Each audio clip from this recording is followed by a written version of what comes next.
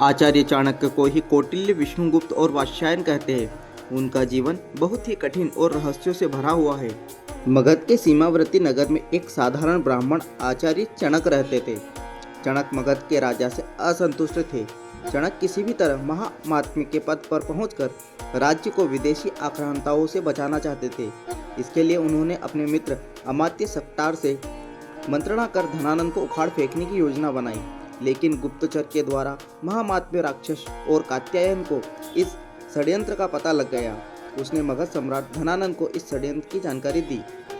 तब चणक को बंदी बना लिया गया और राज्य भर में खबर फैल गई कि राजद्रोह के अपराध में एक ब्राह्मण की हत्या की जाएगी। चणक के किशोर पुत्र कौटिल्य को यह बात पता चली तो वह चिंतित और दुखी हो गया।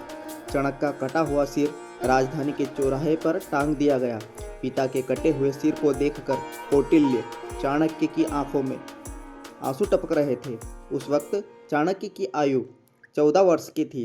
रात के अंधेरे में उसने बांस पर टंगे अपने पिता के सिर को धीरे धीरे नीचे उतारा और एक कपड़े में लपेटकर चल दिया। अकेले पुत्र ने पिता का दाह संस्कार किया। तब कौटिल्य ने गंगा जल हाथ में लेकर शपथ ली, हे गंगे, जब तक हत्यारे धनानंद से अपने पिता की हत्या का प्रतिशोध नहीं लूँगा तब तक पकाई हुई कोई वस्तु नहीं खाऊंगा।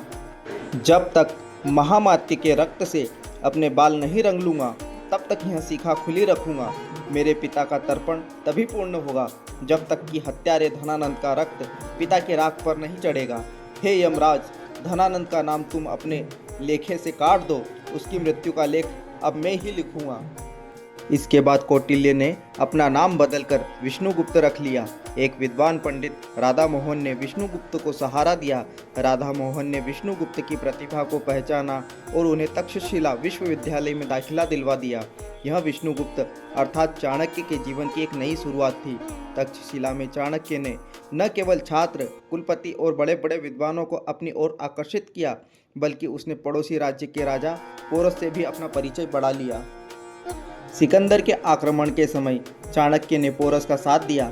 सिकंदर की हार और तक्षशिला पर सिकंदर के प्रवेश के बाद विष्णुगुप्त अपने गृह प्रदेश मगध चले गए और यहाँ से प्रारंभ हुआ उनका एक नया जीवन।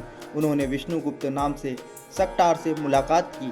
पिता का मित्र सक्टार, जो अब बेहद ही वृद्ध हो चला था, चाणक्य ने देखा कि मेरे राज्य की क्या हालत कर दी है धनानंद ने।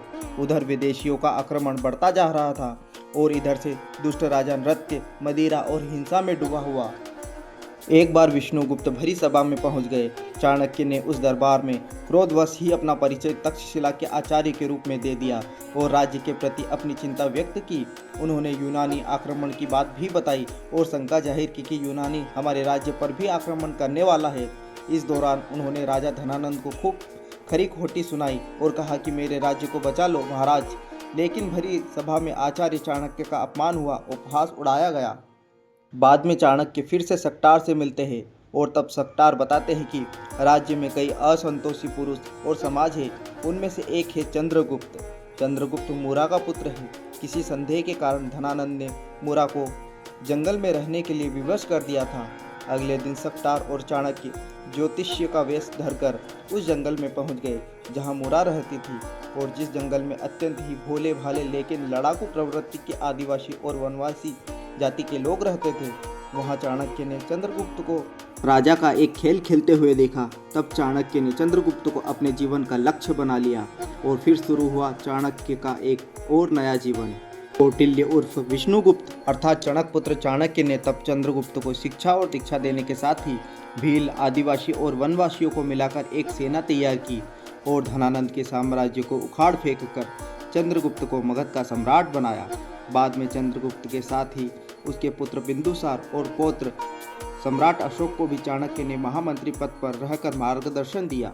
चंद्रगुप्त के दरबार में ही मेगस्थनीज आया था, जिसने इंडिका नामक ग्रंथ लिखा। चाणक्य के कहने पर सिकंदर के सेनापति शिकुलस की बेटी हेलेना से चंद्रगुप्त ने विवाह किया था। आचार्य चाणक्य की मृत्यु के बारे में कई तरह की बातों का उल्लेख मिलता है। कहते हैं कि वे अपने सभी कार्यों को पूरा करने के बाद एक दिन एक रथ पर सवार होकर मगध से दूर घने जंगलों में चले गए थे और उसके बाद वे कभी नहीं लौटे। इसी के साथ सनातन दृश्यम चैनल पर अभी तक के लिए इतना ही। जय श्री राम।